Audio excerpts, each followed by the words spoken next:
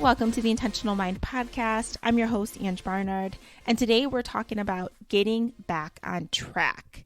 So if you have fallen off track, like you're not doing the things that you want to be doing, this is the episode for you. I'm going to share with you some strategies that I use when I have fallen off track, when I'm not showing up the way I want to be showing up or not making on the kind of progress that I want to make. These are the things that I do to get back on track. We're going to talk about that. So let me give you some examples real quick of falling off track, what that might look like for you. So sometimes it's like, let's say you said that you're going to start eating more healthy, or you're going to start working out more, or you're going to drink more water, you're going to get your morning routine stuff done in the morning, the journaling, the meditation, the prayer, whatever it is, and you find yourself not doing that. That might be an example of where you feel like you've fallen off track and you're not being the person that you want to be. Right? Or it might be like a business project or a personal project that you said that you want to make progress on and you haven't made as much progress as you've wanted to. Or maybe you haven't even started the thing that you said that you wanted to be doing. Or you decided, I'm going to be really patient. I'm going to be a present person. I'm going to have more fun. I'm going to be joyful. And then you found that you were triggered by a bunch of stuff and you haven't been showing up that way. And maybe you're kind of like, I probably shouldn't have said that in that situation. Any of that stuff, that might be examples of falling off track. So we're going to talk about the strategies to get back on track to be who you want to be.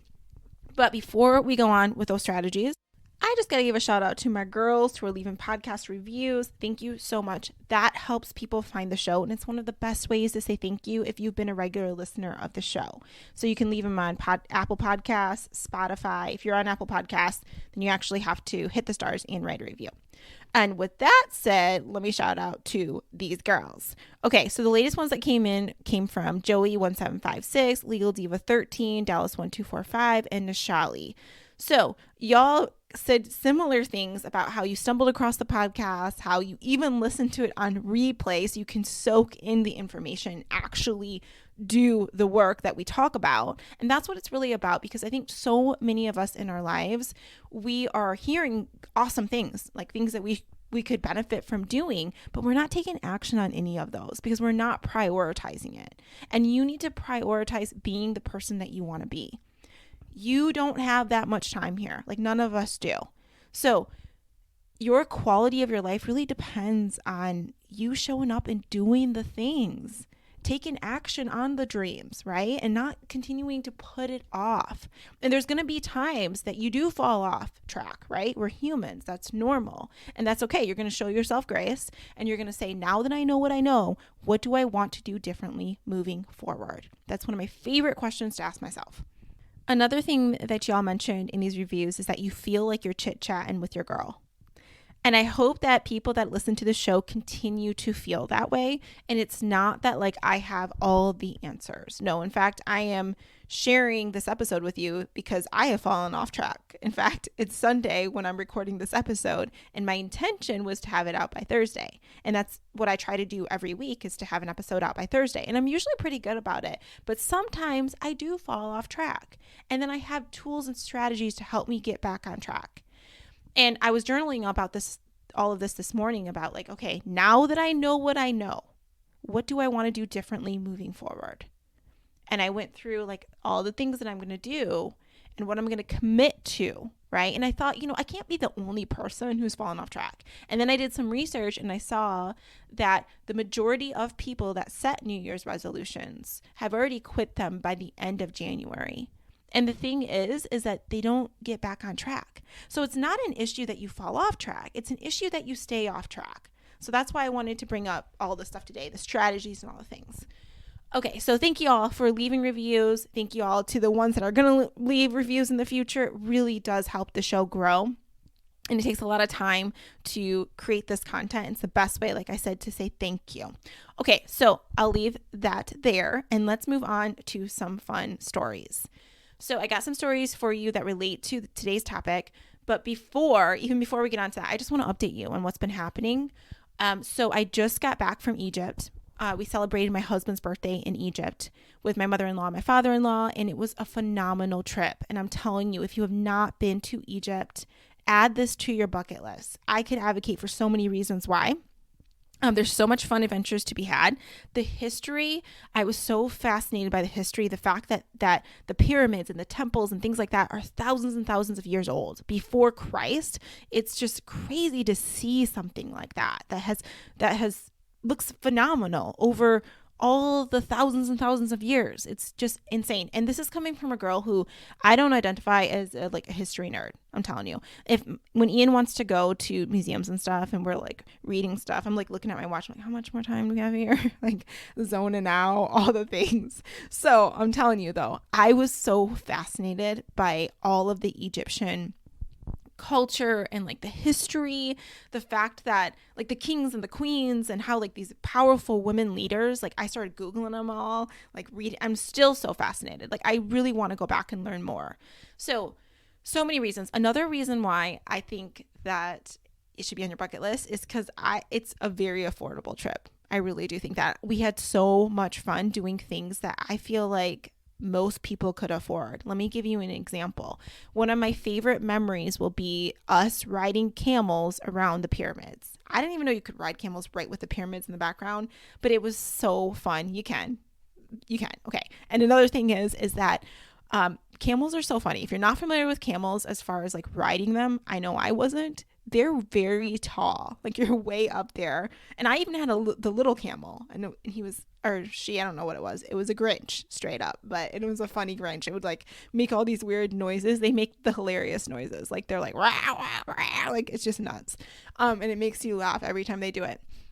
And anyways, mine was like spitting, like kicking back like at Ian's camel, and Ian's camel was like chewing on my hair, but it was fun. And the picture that we had was like the sunset and then the pyramids in the back. And anyways, people were commenting on these pictures, and I even had one bold person say, how much is it for something like that, to take a trip like that? Because I want to start saving.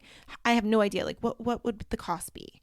And other people was like, wow, it's really bold for someone to like ask that. And I was like, well, I think it's admirable, because at least like you're trying to get the resources together for you to have an experience that you want to have. And that little ride with the camels, you could have done, and it was actually, I think we were probably riding for like almost an hour or something, and that was plenty by the time you're hitting that point. And they take pictures for you, and you're just like seeing the pyramids. It's just a magical experience. You could do that for $25 US. And the reason why I'm sharing this with you is because a lot of people think that these amazing experiences out there, like you have to be a gazillionaire to be able to experience that kind of life. And we make up stories like that, not just about travel, but like we'll just use travel as an example. We see someone take an Instagram photo that's in this beautiful place, and we're like, oh, that's cool, they can do that, but my work schedule, and I have kids, or I don't have that money, or whatever, insert whatever thing that you want to use to advocate for why you can't have that, like that will happen. Instead of flipping and going to a higher energy level and being inspired by that and being like, oh, curious, it's like, how can I do that? Like that guy he was like, how much would that be? How could I do that in my life? That's a switch in energy, right? And you'll start to see that more things are possible for you when you switch like that into that mindset of like, oh, I'm curious how I can do something like that. I used to think that a lot of the things I have in my life now were so far out of reach for me until I started getting curious about it. And I was like, oh, wow. Oh, that's the path. That's the steps that you take. Okay. I could start there, right? I can start to do that. I'm a child of God too. Like I'm loved just as much as you are. And if that can happen for that person, that can happen for me, right? Like that's where we need to go and think. But anyways, another reason why I just want to advocate that you put this on your list, the whole Egypt thing is very affordable in a lot of ways. As far as like, let me just put another thing in perspective for you. We went out to eat our first meal after we were like jet lagged galore after we arrived. We woke up and walked into this little town, and we got like this vegetarian dish that someone had recommended to us. And it was like this big bowl of different beans and noodles, and just, it was yummy. Anyways, we also got, so it was huge. And then I added like some protein on the side, and then we got some water bottles. And the total for Ian and I was like it was just a huge meal. I think it was like $3 or something ridiculous, $3 to $6 or something like that. And I was just like, what? We thought something was wrong after they gave us the bill. We went back up there and was like, I don't think you charged me for our other meals, or is this right? And they're like, yeah, that's right, you know? So this is the thing, is like, you can have so much fun at such a small amount of investment. Like, you don't even need to invest money to even have fun. Like, I'm going to tell you another example. I was looking at the newspaper this past week, and I always like to look at our local newspaper because I want to see what's happening and stuff. And I saw that you could go bowling for $3 a game on Wednesday nights, including shoe rentals. And I hadn't been bowling in forever. And remember, new experiences, anything that's new to you, you haven't done in a while, it releases dopamine for you, and it brings a lot of joy. So I just wonder, in your life right now, are you even like taking charge of your energy in that way? Are you regularly including things that are new and different to you so that you can feel more joy? Are you regularly prioritizing that? Because when it comes to staying on track too, you are more likely to stay on track if your energy is higher. So what the heck are you doing to get your energy higher? Right? Because think about it. You know, when your energy gets really low, that's when we start to fall off track around things. Our eating habits that we want to have, the exercise because we're feeling down, we're feeling low vibe. Well, what are you doing to make sure that you're high vibe? Right? New experiences, regularly including them in your life, even making a goal for yourself. Like, every week I'm going to try something new out. I might try a new restaurant, might try to make a new food. That's something I'm doing this year, is like trying new recipes. Whatever is new to you, that's going to help release dopamine. So Ian and I went bowling. We sucked galore. Like, I got 63 in my score, and his was like 106 or something. It was bad, guys. I went repeatedly without hitting pins, but we laughed so hard and had so much fun. And it was $3 for that game. So are you a fun seeker? Are you seeking out opportunities to have fun, to keep your energy high? You don't just have fun, right? You seek out opportunities to have fun. You show up as a fun person. What would a fun person do? They'd be regularly having fun. They'd be regularly looking for opportunities to have fun, you know? So I digress. That was a side note. But going back to Egypt, the other thing that we did was we rode a hot air balloon. And I'm someone that tends to be deeply afraid of heights. I know I've done a lot of height-related things, but it still gets me. But I went up in the hot air balloon. If you're not familiar with riding a hot air balloon, it is so much fun. It's like a big basket that we were in. There was 15, 16, I don't know, people in the basket, I think. And they were separated into little sections, so like 4 in each little section. And the other thing that was like, we were up, and the guy that was our pilot, balloon pilot guy. Oh, side note, I did look up and I found that the chances of like having an accident with like a hot air balloon are very low. They're significantly lower than any other kinds of transportation. So if you have that fear, you can look up the stats like I did. And it was really fun. And the people are concerned about the landing. When you land, what you do is you hold on to these ropes and you just squat down. And it really wasn't a rough landing. And once you land, a bunch of people come and they try to help control the balloon from like going back up, and you just step off. It was really easy. So I recommend that experience. But when we were up there, the pilot, he was singing everything I do it for you repeatedly over and over. And it got to the point that we were just annoyed about it. And now it's like an inside joke and we keep laughing about it. It's like, we're like, everything I do it for you, whatever. And it brings us back to that moment of like when we were annoyed, it makes us laugh. And that got me thinking about how so often in our lives, like annoying things will happen or things won't work out the way that we want, but it'll be some of our favorite memories where we're laughing about it in the future. You know, like Ian and I have stayed in Airbnbs where we're like, oh, that was frightening, you know, but now we laugh about it and it makes for such good stories. So I wonder that too, like a little shift for yourself is like when something's happening that's annoying, just be like, you know, this is going to make a good story later. Maybe in this moment I'm annoyed or I'm pissed, but in the future, this is going to make a good story. It's going to be a funny story for me to tell. And when we travel a lot of things don't go the way that we wanted them to. But again, that makes for really good stories. Like I can think of so many times I've hung out with friends or gone out for dinner and we have all these fun stories to share because things didn't work out the way that we wanted them to. Think about the movies that you watch. Like if you're watching a movie and everything works out perfectly in that movie, do you care to watch that movie? No. Right? What makes life so wonderful is like a lot of these ups and downs, the falling off track even, and then getting back on. It's like being your own hero. Okay. So anyways, what else did we do in Egypt? We ended up doing a sleeper train. We did a cruise on the Nile River. We got to see where supposedly they put baby Moses into the Nile River, the area that they think they might have put baby Moses in. So that was cool, and it was just a really fun thing. So I just want you to add that to your list. If you ever have any other questions about travel tips, I got so many good budget travel tips for people. In fact, we need to do another episode on that, and I can give you my latest and greatest. So if you are interested in that, message me on Instagram, if you're on Instagram at Ange Barnard, and tell me the kinds of things that you want to be hearing on the show. And I would love to make episodes for y'all based on that.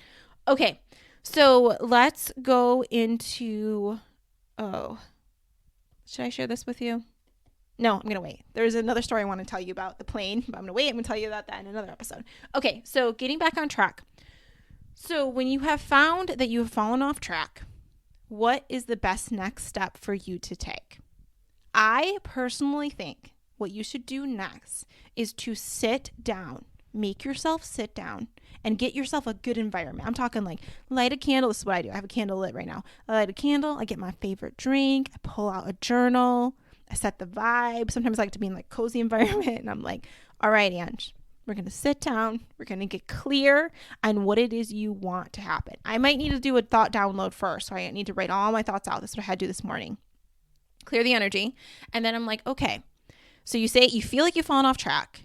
What is it that you want to be doing? And it's like a way to revisit and clarify. What is it that I want to be doing? How do I want to be showing up? So I did that this morning, and I'm going to go back. I'm actually going to flip back in my notes so I can tell you guys what I focused on. Okay. So I talked about one of the things I've fallen off kind of track on based on vacation and coming back is like my healthy eating habits, because I was thrown off with vacation. And then the lack of water, like a lot of times water isn't as accessible when you're traveling abroad as it normally is in your normal environment. So all these things. So I was like, okay, going back to my vision, I want to be strong, fit, and confident. What will help me be that way? Like, what can I do to be that person? And I was like, drink this much water, do my workouts, eat my healthy meals. And then that's not enough. You don't just stop with a list of things.